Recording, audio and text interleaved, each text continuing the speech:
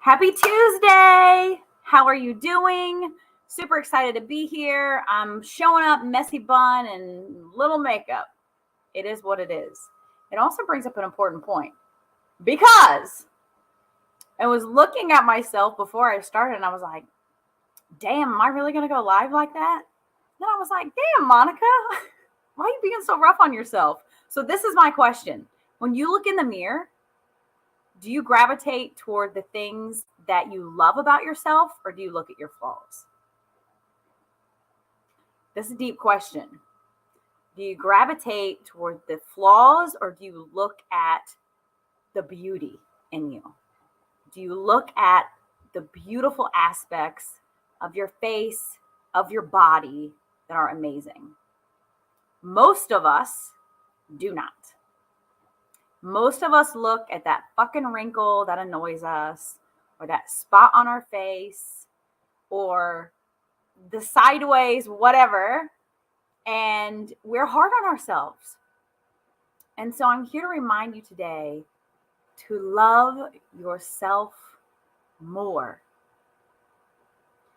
to love yourself more deeply, and to try to make a habit of when you look in the mirror, when you look at pictures, when you look at videos of yourself, to really set an intention and look for the positive. Look for the beauty in you. When you listen to yourself speak, look for the beauty in your message, not the crutch words like the ums and uhs.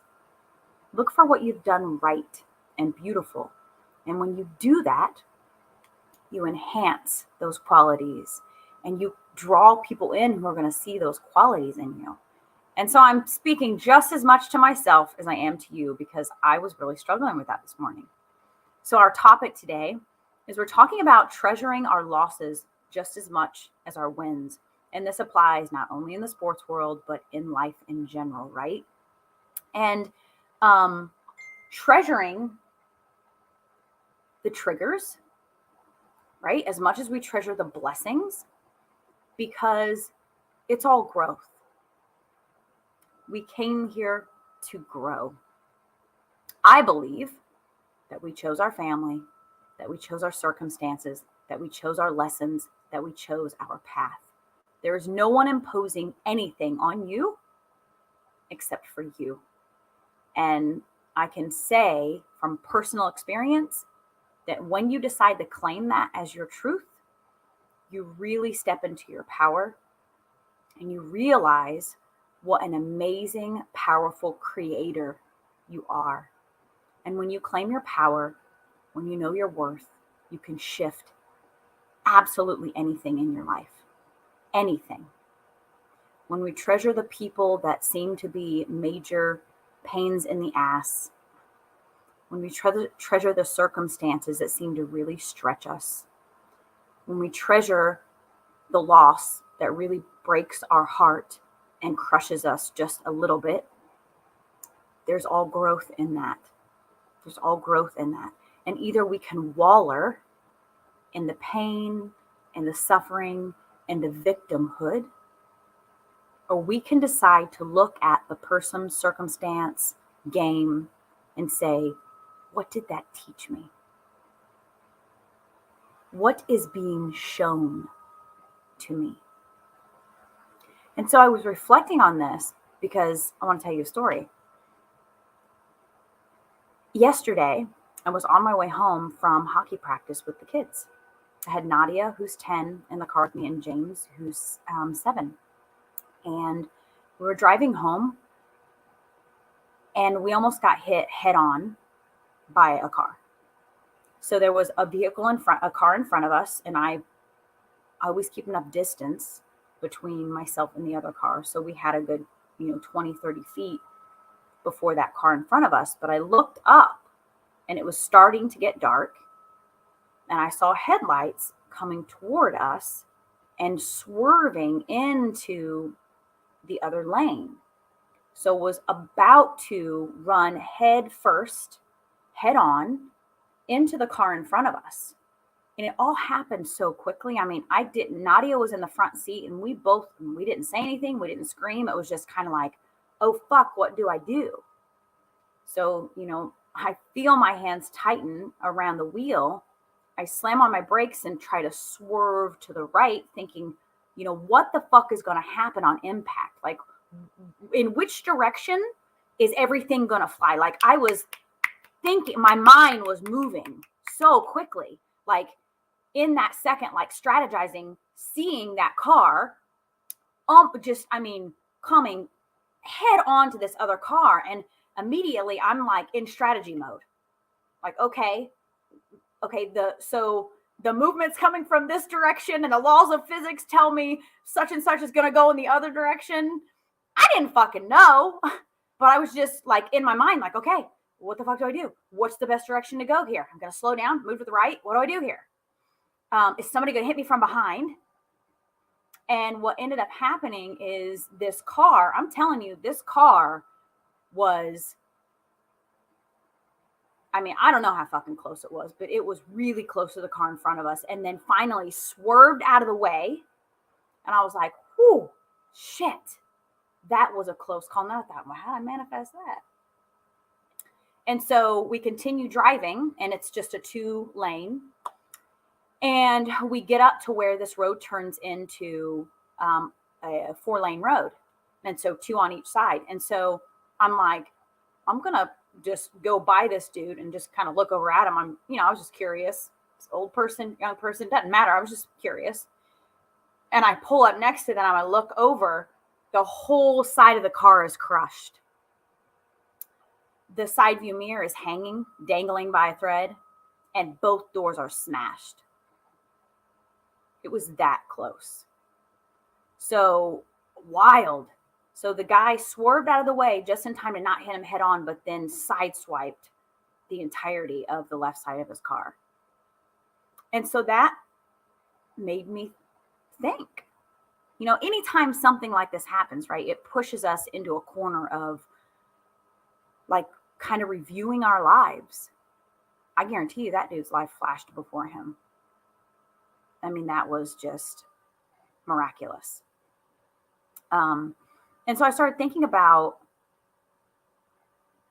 like being in the now and just treasuring everything and like treasuring it all, the good, the bad, the ugly, looking at everything through the eyes of love. And this has been my theme over the past like month, like really dropping into love and viewing everyone, the people who annoy me, people who trigger me, the circumstances that trigger me, the circumstances that suck and feel shitty, the losses, looking at all of that through the eyes of love. What if we did that? What if we just dropped into love every single time?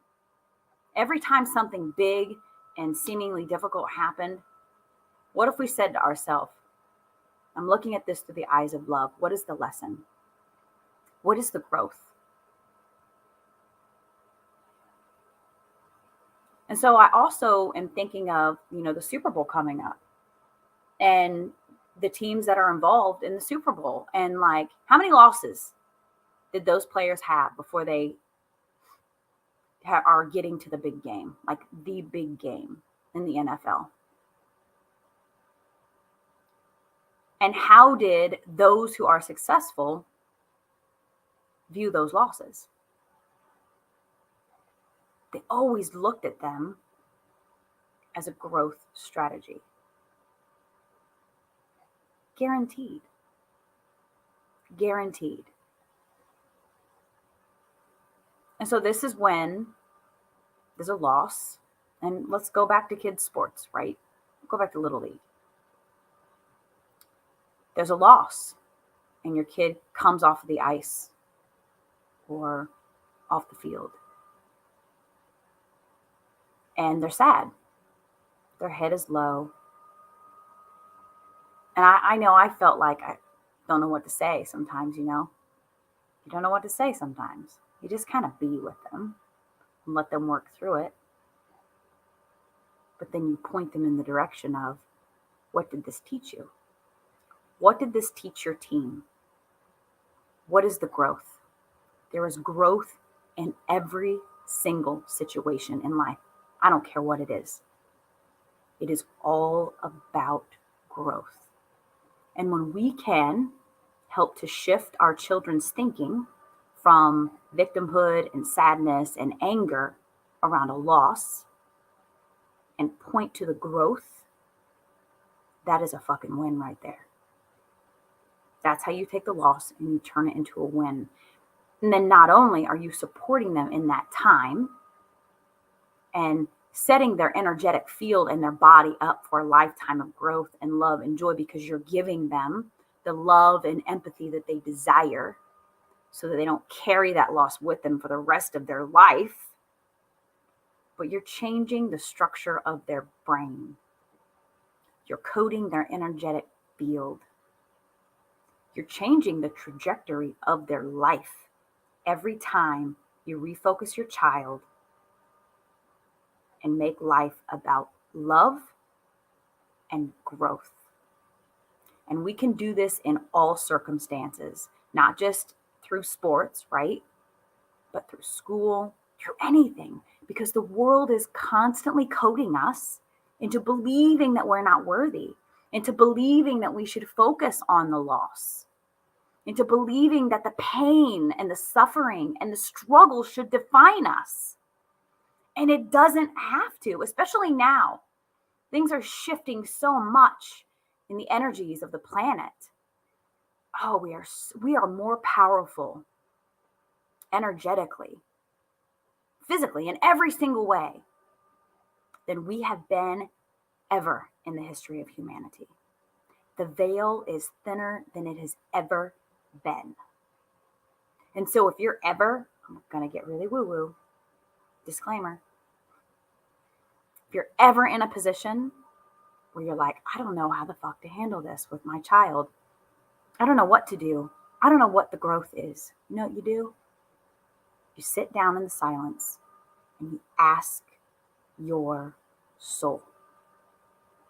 Your soul is your direct connection with source, direct connection with spirit, God, whatever you want to call it. Sit down in the silence. Be still. I know it's hard. And ask. And sit there until you hear the answer, because it will come. Ask and you shall receive. Period. And it may not come to you in the way that you expect. For instance, you ask for a win, but you get a loss.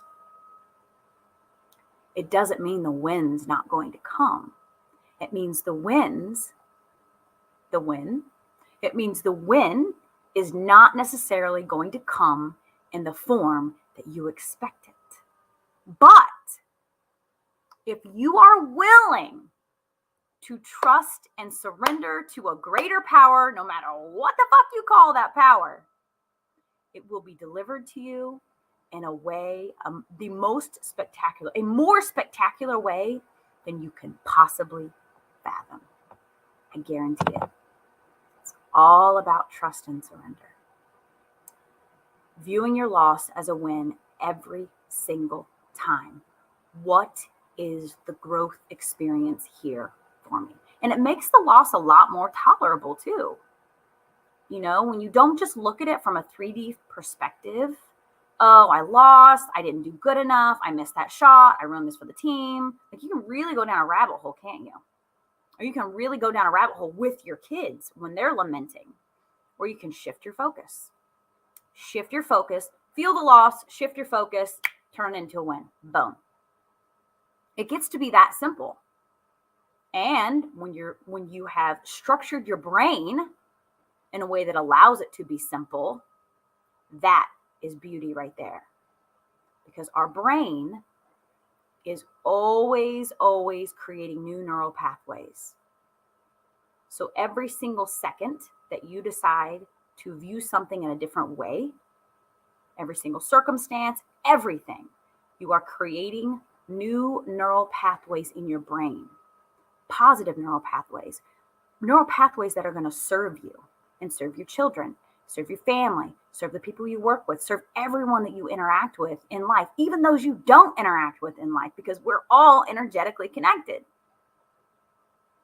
The more you do it, the stronger those pathways become. Not only are you creating new neural pathways that become stronger every time you make that choice, that new choice, you're also actively deconstructing the other neural pathways that do not serve you. And so what does this do? It makes that decision to see the love, to see the beauty, to see the lesson, to see the growth in every situation easier and easier and easier. It doesn't make it easy necessarily, because all kind of different circumstances are going to be thrown at us, right? But it makes it easier. And you know what it does? It makes it way easier for our children, because their little brains, I said this last week, are more neuroplastic than ours, which means that they shift way more quickly, and quicker now than ever in the history of humanity, because of where we are energetically as a planet, as a collective. And so as you serve yourself, you serve your children. And then think about it. You as however old you are, 20, 30, 40, I'm 40.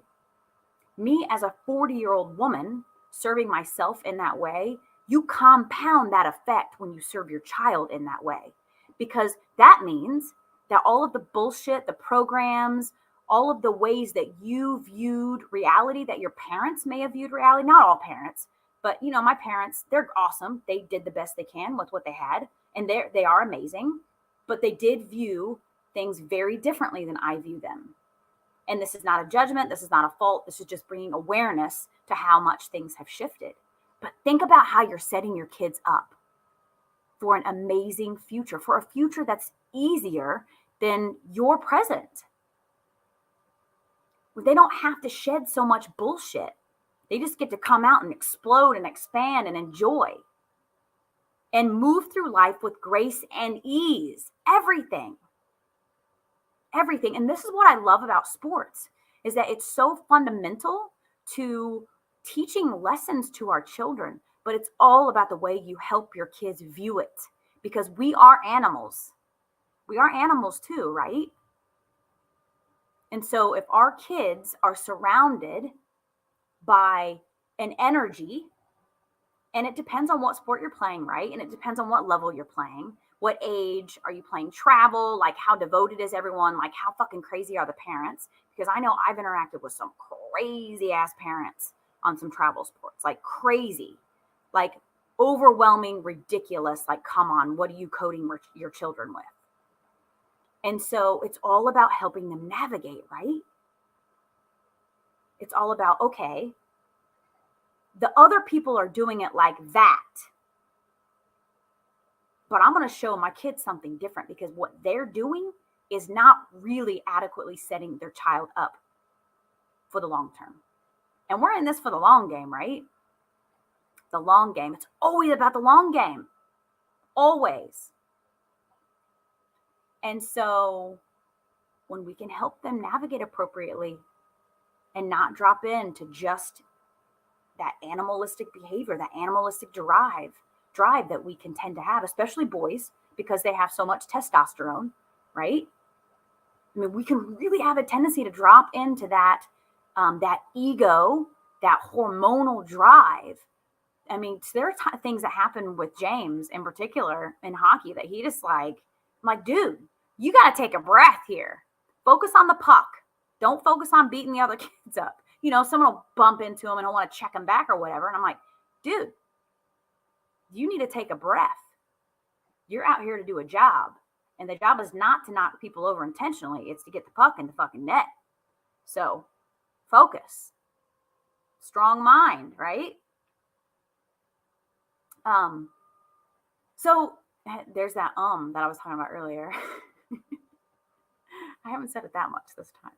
I'm going to love myself through it. So just a reminder here.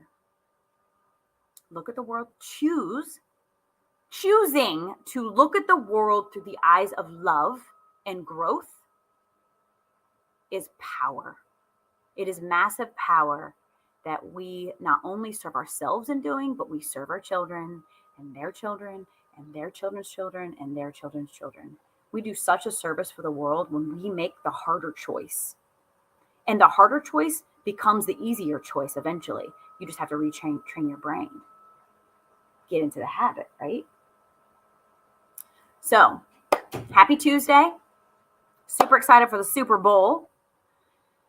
Fucking oh my God, stop it, Monica. I love you so much. I want you to remember how valuable you are, how amazing you are, that you have a unique code to share with the world that absolutely no one has to offer. So quit comparing yourself to others because they don't have what you have. What they have is different. The people looking to them are different people. There are people that really, really need you to share your message. So whether it's at the football game with the other parents, whether it's doing a podcast, whether it's at church or whatever, however you're spreading your message, cling to it. Be strong, share it because the world needs your message. I love you so much. Have an absolutely amazing, amazing Tuesday or whatever day of the week it is for you. Bye-bye.